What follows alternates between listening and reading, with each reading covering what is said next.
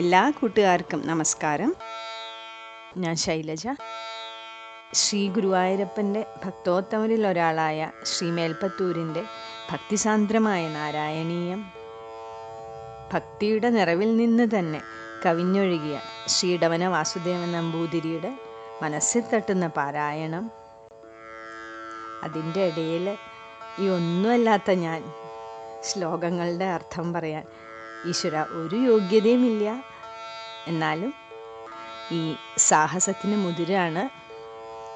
ഇതൊരു വലിയ തപസ്യ തന്നെയാണ്, എനിക്ക് ഒരു വലിയ സാധന തന്നെയാണ്. കാരണം ഒന്നും അറിയാത്ത ഞാൻ ഗുരുവായൂർ ദേവസ്വത്തിൻ്റെ വനമാല വ്യാഖ്യാനത്തിൽ നിന്ന് എൻ്റെ ചെറിയ ബുദ്ധി കൊണ്ട് മനസ്സിലാക്കിയത് ലളിതമായ ഭാഷയിൽ നിങ്ങളുമായി പങ്കുവയ്ക്കാൻ ശ്രമിക്കുകയാണ്. ഭക്തിയോടെ, സമർപ്പണ ബുദ്ധിയോടെ, വളരെ സന്തോഷത്തോടെ. തെറ്റുകൾ പലതും കാണും, അതൊക്കെ ചൂണ്ടിക്കാണിച്ച് തിരുത്തിത്തരണം എന്ന് അപേക്ഷിക്കുകയാണ്. വ്യാഖ്യാനത്തിലേക്ക് കടക്കുന്നതിന് മുമ്പ് മേൽപ്പത്തൂർ ഭട്ടതിരി നാരായണീയം രചിക്കാനുണ്ടായ സാഹചര്യം എല്ലാവർക്കും അറിയുന്നുണ്ടാവും, എന്നാലും ഒന്ന് സൂചിപ്പിക്കാം. മേൽപ്പത്തൂർ ഭട്ടതിരിയുടെ വ്യാകരണ ഗുരുവായിരുന്നു അച്യുത പിഷാരടി. അക്കാലത്ത് പിഷാരടി വാദം പിടിച്ച് കിടപ്പിലായി. ഗുരുവിൻ്റെ വേദന കാണാൻ കഴിയാതെ തൻ്റെ യോഗശക്തി കൊണ്ട് ഭട്ടതിരി വാദരോഗത്തെ സ്വയം ഏറ്റുവാങ്ങി ഗുരുവിൻ്റെ കഷ്ടത നീക്കി. മേൽപ്പത്തൂരിൻ്റെ വാദരോഗം മാറാനായിട്ട് സംസ്കൃത പണ്ഡിതനും മലയാള ഭാഷയുടെ പിതാവുമായ തുഞ്ചത്തെഴുത്തച്ഛൻ അദ്ദേഹത്തോട് മീൻ തൊട്ടുകൂട്ടാൻ ആവശ്യപ്പെട്ടു. ശ്രീമദ് ഭാഗവതത്തിൽ മഹാവിഷ്ണുവിൻ്റെ കഥ ദശകങ്ങളായി മത്സ്യാവതാരം തൊട്ട് തുടങ്ങുന്നത് പോലെ എഴുതാനാണ് എഴുത്തച്ഛൻ പറഞ്ഞത് എന്ന് മനസ്സിലാക്കി മേൽപ്പത്തൂർ ഭട്ടതിരി ഗുരുവായൂരെത്തി. അദ്ദേഹം തെക്കേ വാതിൽ മാടത്തിൻ്റെ ഇടതുഭാഗത്ത് ഗുരുവായൂരപ്പനെ അഭിമുഖമായി ഇരുന്ന് ഓരോ ദിവസവും ഓരോ ദശകങ്ങൾ രചിച്ച് ഗുരുവായൂരപ്പന് സമർപ്പിച്ചു. 100 ദിവസം കൊണ്ട് തൻ്റെ ശ്ലോകങ്ങൾ പൂർത്തിയാക്കി. 100ാം ദശകത്തിൽ മഹാവിഷ്ണുവിൻ്റെ അതിമനോഹരമായ കേശാദിപാദ വർണ്ണന നൽകി സമർപ്പിക്കുന്നു. അന്ന് അദ്ദേഹത്തിന് വേണുഗോപാല രൂപത്തിൽ മഹാവിഷ്ണുവിൻ്റെ ദർശനമുണ്ടായി. രോഗം സുഖപ്പെട്ടു. അന്ന് മേൽപ്പത്തൂരിന് 27 വയസ്സായിരുന്നു.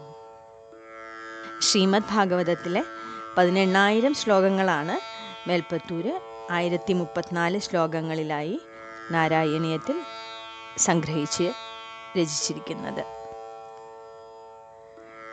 ശ്രീമദ് നാരായണീയം രചിക്കാനായി മേൽപ്പത്തൂര് ഗുരുവായൂരിലെത്തി.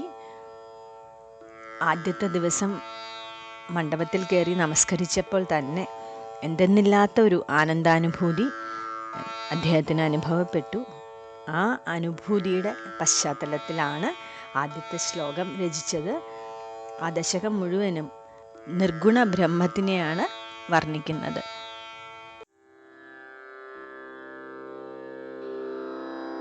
സാന്ദ്രാനന്ദാവബോധാത്മകമനുപമീതം കാലദേശാവധിഭ്യാം നിർമുക്തം നിത്യമുക്തം നിഗമശതസഹസ്രേണ നിർഭാസ്യമാനം അസ്പഷ്ടം ദൃഷ്ടമാത്രേ പുനരുരുപുരുഷാർത്ഥാത്മകം ബ്രഹ്മതത്വം തത്താവത് ഭാതി സാക്ഷാൽ ഗുരുപവനപുരേ ഹന്ത ഭാഗ്യം ജനാനാം ഏവം ദുർലഭ്യവസ്തുന്യപി സുലഭതയാ ഹസ്തലബ്ധേ യദന്യത്തന്വാ വാചാ ധിയാ വാ ഭജതി ബത ജനഃ ക്ഷുദ്രതൈവ സ്ഫുടേയം ഏതേ താവദ്വയം തു സ്ഥിരതരമനസാ വിശ്വപീഡാപഹത്यै നിശ്ശേഷാത്മാനമേനം ഗുരുപവനപുരാധീശം ഏവാശ്രയാമഃ സത്വയ്യൽ തത്പരാഭ്യാമപരികലനതോ നിർമ്മലം तेन तावद्भूतैर्भूतेन्द्रियैस्तेव पुरिति बहुशः श्रूयते व्यासवाक्यम्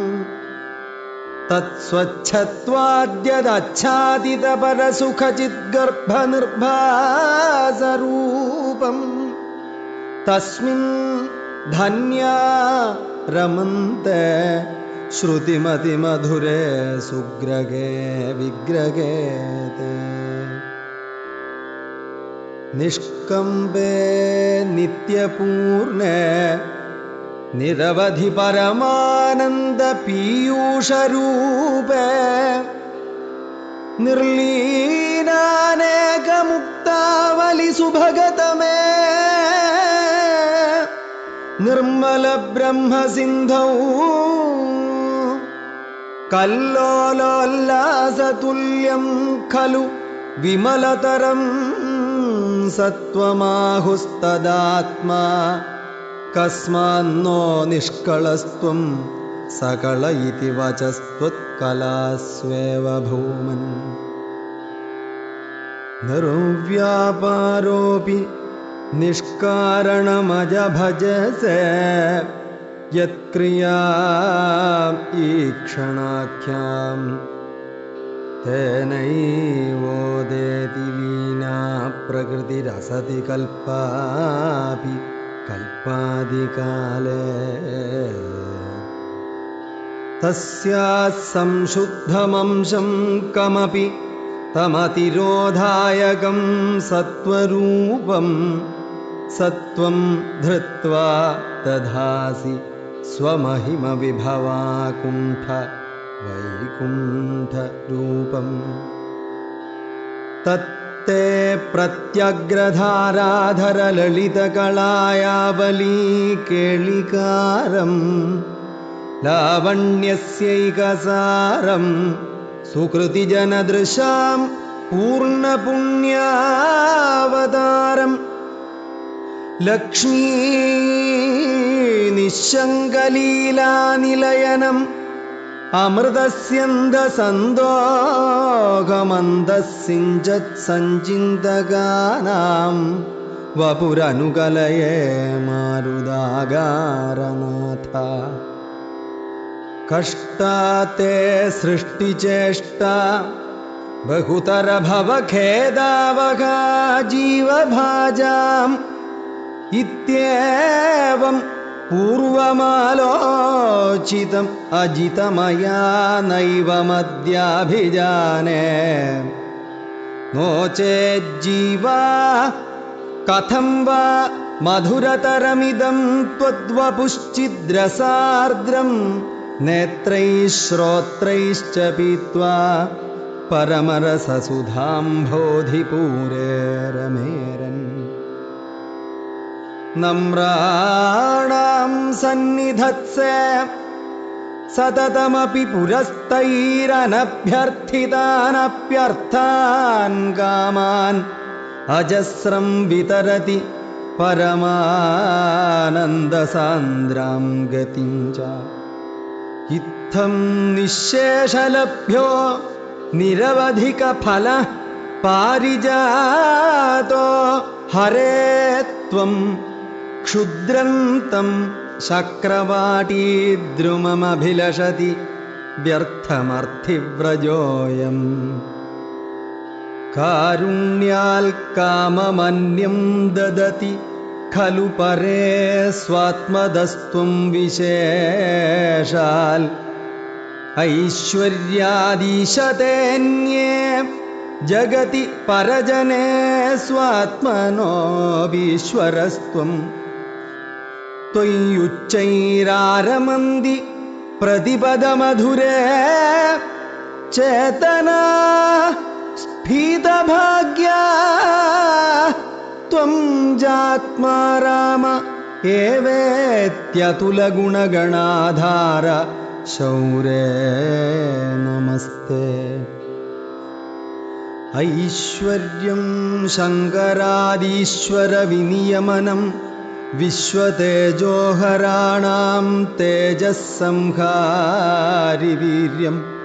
विमलमपि यशो നിസ്പൃഹൈശ്ചോപഗീതം അംഗാസംഗാ സദാ ശ്രീരഖിലവിദസിന ക്വാപി തേ സംഗവാർത്ത തദ്വാതാകാരവാസിൻ മുരഹര ഭഗവച്ഛബ്ദമുഖ്യാശ്രയോസി.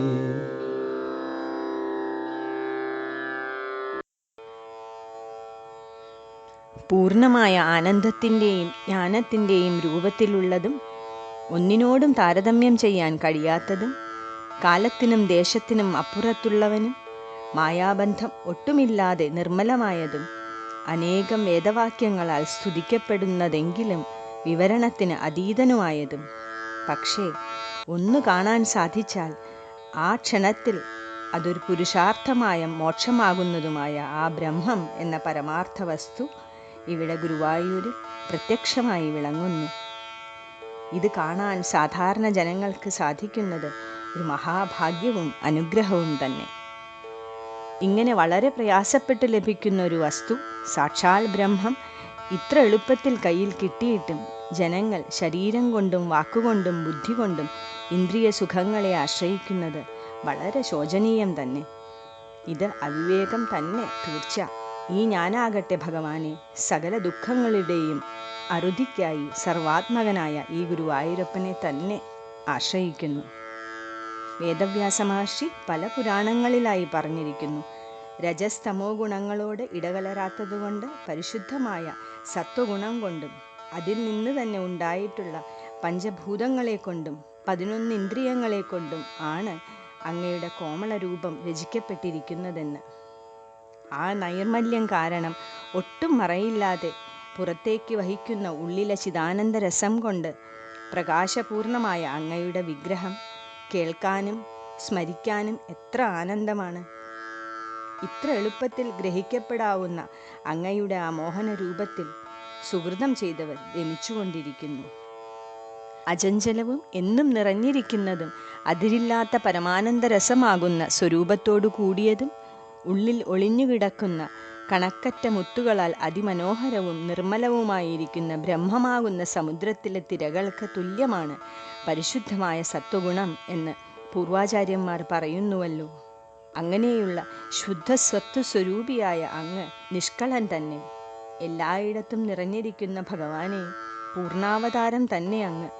സകലൻ എന്ന ചൊല്ല് അങ്ങയുടെ അംശാവതാരങ്ങളെ തന്നെയാണ് പറയുന്നത്. ഇവിടെ സമുദ്രം എന്ന കോണ്ടെക്സ്റ്റിൽ മുക്താവലിയെ മുത്തുമണികളുടെ സമൂഹമായും ബ്രഹ്മം എന്ന കോണ്ടെക്സ്റ്റിൽ മുക്തന്മാരുടെ സമൂഹമായും എടുക്കണം.